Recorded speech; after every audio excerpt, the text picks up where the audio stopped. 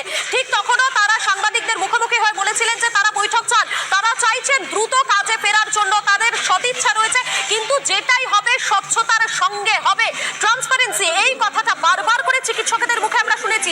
এমনকি যে মেলটা পাঠানো হয়েছিল চিকিৎসকদের পক্ষ থেকে সেখানেও স্বচ্ছতার দাবিটা ছিল, সেই স্বচ্ছতার দাবিতেই কিন্তু এখনো পর্যন্ত বৈঠকটা শুরু করা সম্ভব হলো না ভাস্কর।